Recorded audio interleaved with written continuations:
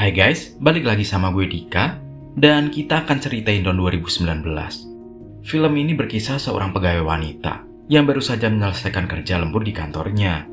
Namun ketika hendak pulang dan melewati lift di kantor itu, semuanya berubah seketika, di mana dia terjebak berhari-hari di dalam lift, tanpa ada satu orang pun karyawan ataupun penjaga yang mengetahui keberadaannya, karena bertepatan hari libur di akhir pekan yang sangat panjang. Nah, gimana kelanjutannya? Inilah dia kisah film Dawn.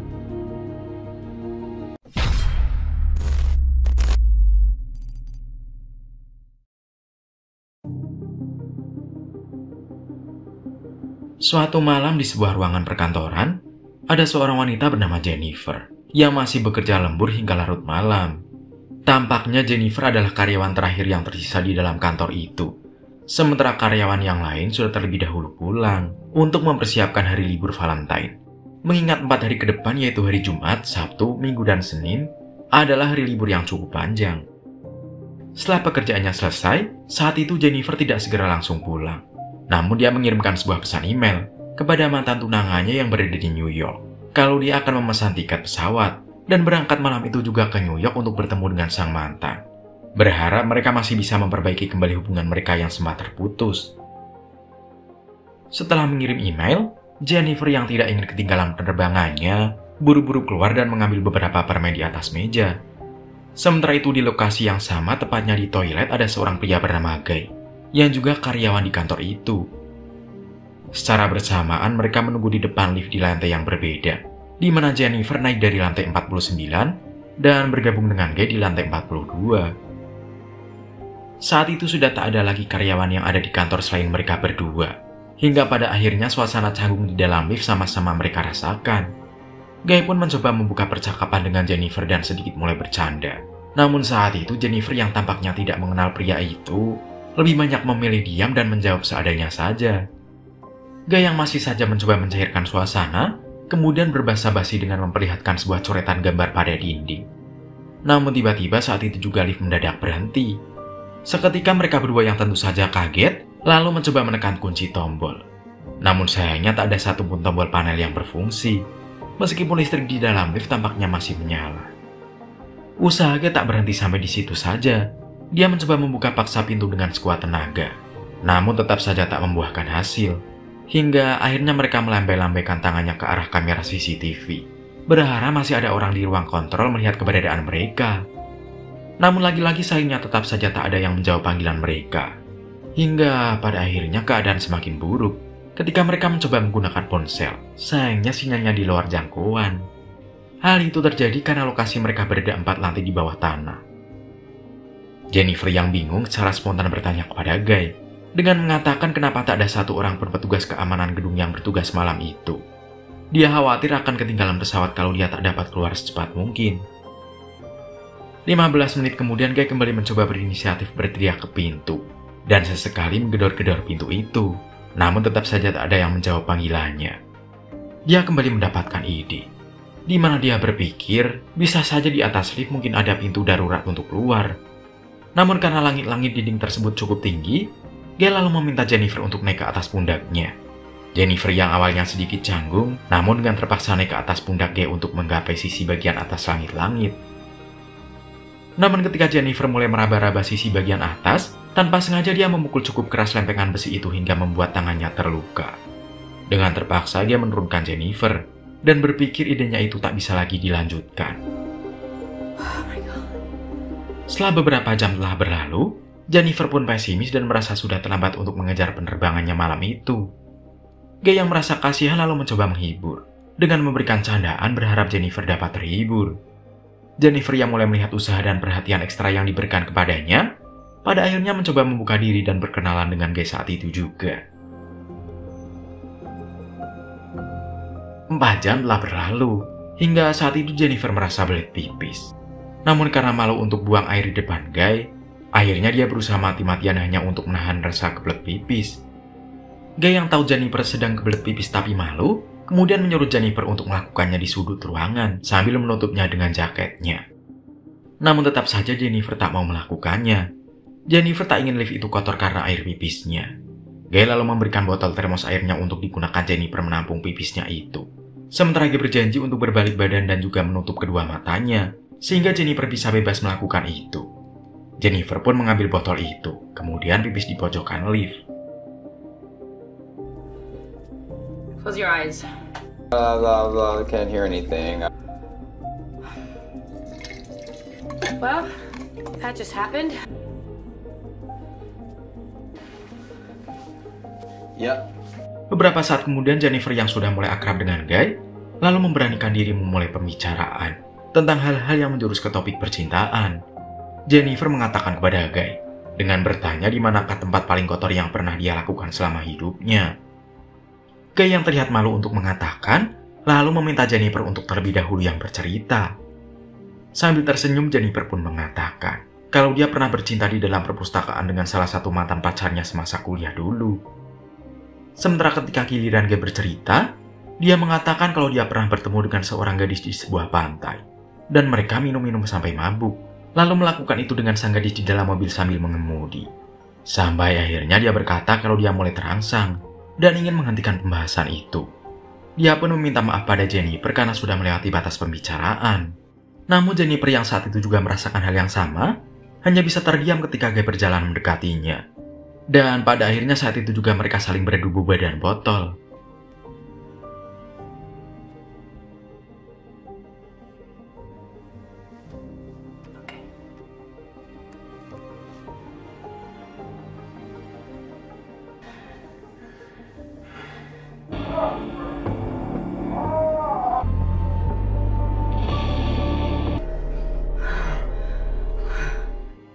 Setelah boba Jennifer sudah basah keringat dan botol Guy sudah mengkerut, Guy mengatakan kalau dia mulai jatuh cinta pada Jennifer.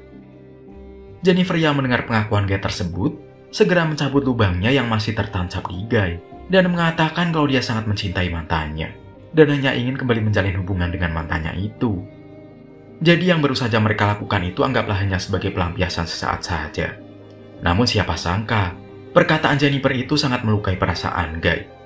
Dia mengatakan kalau Jennifer sebaiknya menyudahi hubungannya dengan sang mantan, karena Guy yakin dia lebih pantas untuk Jennifer. Mendengar hal itu, Jennifer kesal kepada Guy, karena dia memang benar-benar mencintai mantan tunangannya itu. Jennifer pun menambahkan ketika nanti mereka berhasil keluar, berpikirlah seperti tak terjadi apa-apa. Dia ingin kembali melanjutkan kehidupan normalnya. Sesaat kemudian setelah Jennifer mengatakan itu, tiba-tiba ekspresi Guy yang awalnya humoris dan perhatian pada Jennifer seketika berubah saat itu juga, di mana Guy mulai mengakui siapa sebenarnya dirinya. Dia mengatakan bahwa dia telah berbohong pada Jennifer, karena sebenarnya dia bukanlah karyawan yang memiliki jabatan tinggi di perusahaan itu, melainkan hanyalah seorang security yang ditugaskan di kantor itu.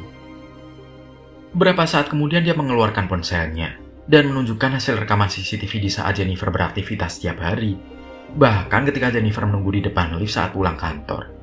Jennifer yang mendengar hal itu seketika kaget, seakan-akan tak percaya pengakuan dari pria tersebut. Guy juga mengatakan dia sebenarnya sudah lama bekerja di kantor itu, namun tak ada seorang pun yang peduli padanya, hanya karena status sosialnya yang dianggap hanyalah seorang security. Dia lalu mengatakan kalau kejadian terjebak di lift itu bukanlah sesuatu yang kebetulan, namun itu adalah sesuatu yang sudah lama dia rencanakan. Guy kemudian mengeluarkan kunci lift dan menunjukkannya dengan membuka pintu yang sengaja dia blokir saat itu juga. Jennifer yang sudah tak tahan lagi dengan obsesi gila pria itu, kemudian mengatakan akan melaporkannya pada polisi. Setelah mengatakan itu, Jennifer mencoba merebut kunci itu dari genggaman Guy, dan terjadilah pertikaian di antara mereka. Namun ketika Jennifer merebut kunci itu, tanpa sengaja dia merusak tombol pada lift tersebut, dan pertarungan pun terjadi di antara mereka. Guy yang kini terkapar berlumuran darah di lantai, membuat Jennifer ketakutan setengah mati. Dia berpikir kalau Guy tewas. Saat itu juga Jennifer mendekatinya dan mencoba memeriksa kondisi Guy. Namun sayangnya Guy hanya berpura-pura. Sesaat kemudian Jennifer pun terbangun dari pingsannya dan melihat Guy sudah sadar lebih dulu. Seketika itu juga Jennifer semakin ketakutan ketika Guy membongkar isi kotak hadiah yang dipersiapkan Jennifer untuk sang mantan, di mana isi kotak itu adalah sebuah kemeja. Guy dengan lancang mengenakan kemeja itu dan menyuruh Jennifer untuk membuka sisa kotak hadiahnya. Jennifer pun pasrah dan hanya bisa membuka isi kotak kedua, yaitu sebuah cerutu lengkap dengan alat gunting cerutu dan korek api di dalamnya. Guy menyalakan cerutu tersebut sembari mengolok-olok Jennifer. dengan mengucapkan selamat hari Valentine padanya. Beberapa saat kemudian dia tiba-tiba meminta maaf pada Jennifer, karena dia telah membuatnya takut saat itu.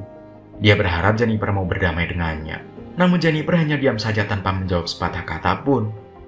Lalu dia melihat Guy yang sepertinya telah sadar atas kesalahannya, dan mencoba mengeluarkan mereka dari sana. Namun karena lift itu rusak dan sudah tak dapat lagi digunakan, dia lalu meminta Jennifer untuk mengangkatnya, agar dia dapat menggapai pintu darurat di langit-langit lift. Namun menurut Jennifer akan lebih mudah jika Guy saja yang memberikan dorongan, karena dia tak cukup kuat untuk mengangkatnya. Lalu Jennifer pun naik ke pundak Guy dan berhasil keluar dari lift itu. Setelah itu Guy memberitahu pada Jennifer di mana posisi tangga dan letak pintu keluar darurat itu berada. Setelah mengetahui denah pintu keluar, Jennifer pun mengacukan jari paknya pada Guy, seakan-akan mengolok-olok Guy yang telah tertipu. Hal itu membuat Guy sangat marah dan kesal akan kebodohannya itu. Dia lalu mengikat 2 potong pakaian menjadi satu, kemudian dilemparkan ke lubang pintu langit-langit tersebut. Dan dia pun berhasil naik mengejar Jennifer yang masih berusaha bergerak menuju pintu darurat. Ketika Jennifer sudah berhasil membuka pintu darurat itu, dia lalu berteriak meminta tolong berharap seseorang mendengar teriakannya. Namun tiba-tiba Guy sudah berada di belakangnya.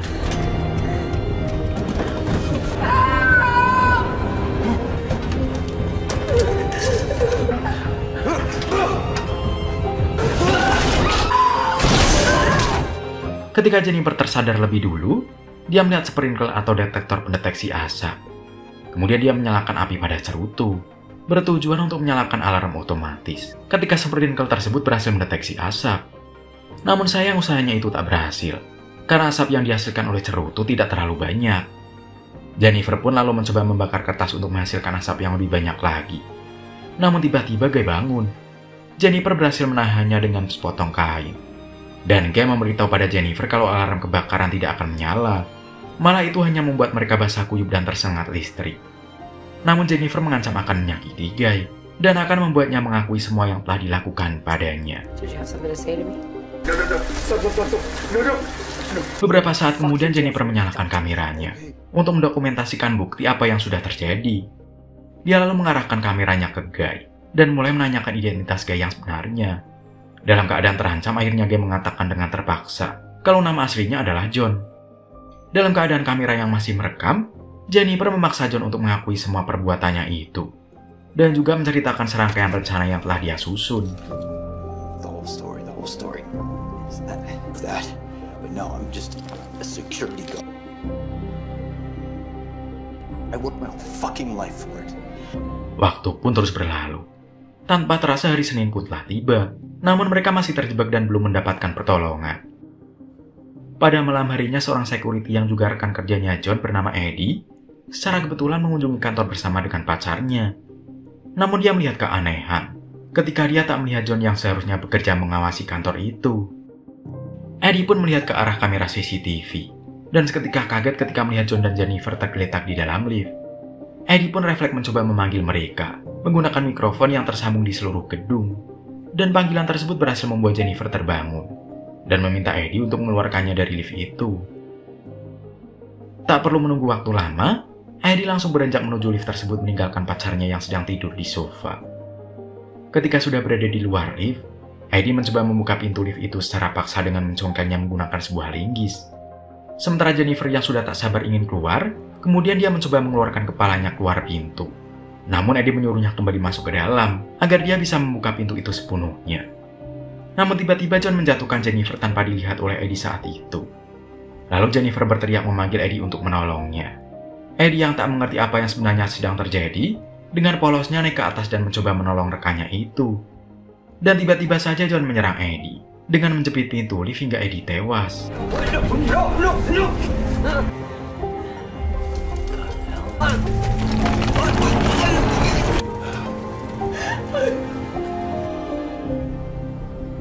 John lalu membawa Jennifer ke mobilnya dan memasukkannya ke dalam bagasi. Setelah itu dia kembali ke gedung dan membuang tubuh Eddie beserta dengan pakaiannya. Setelah menghilangkan jejak Eddie, John kemudian membersihkan dirinya. Kemudian mengenakan seragam dan memasukkan cerutu ke dalam sakunya. Dan setelah itu dia berjalan masuk ke dalam ruangan resepsionis. Lalu menghapus semua rekaman video CCTV untuk menghilangkan jejak perbuatannya itu. Namun ketika John keluar dan melihat pacarnya Eddie yang sudah terbangun, dia juga membunuhnya dan membuang ke lubang lift yang sama bersama dengan jasad Eddie. Setelah John merasa kondisi di kantor sudah aman tanpa meninggalkan jejak, dia lalu masuk ke mobilnya dan membawa Jennifer ke sebuah lokasi terpencil untuk membuangnya. Lalu dia mengambil jerigen bensin dan menyiramkannya ke tempat sampah yang rencananya akan dia gunakan untuk membakar Jennifer. Sebelum John membuka bagasi, dia bilang ke Jennifer kalau dia benar-benar mencintainya dan akan selalu mencintai Jennifer. Namun sayang mereka tidak akan pernah bisa bersama. Ketika dia membuka bagasi, kemudian Jennifer tak bergerak. Namun sebenarnya dia berpura-pura mati. Lalu John kembali ke tempat sampah untuk menyalakan api. Namun tiba-tiba Jennifer secara perlahan-lahan keluar dari bagasi dan memukul kepala John dengan sebuah jerigen. Jennifer kemudian masuk ke dalam mobil dan melihat cerutu yang masih menyala di dalam mobil. Dia pun memundurkan mobil tersebut dan menabrakkannya ke tubuh John dengan keras, yang membuat John terpental masuk ke dalam bak sampah yang sudah basah oleh bensin. Tak perlu pikir panjang lagi, Jennifer mengambil cerutu itu dan melemparkannya ke bak sampah tersebut hingga membuat John tewas terbakar. Hingga kemudian film pun akhirnya berakhir.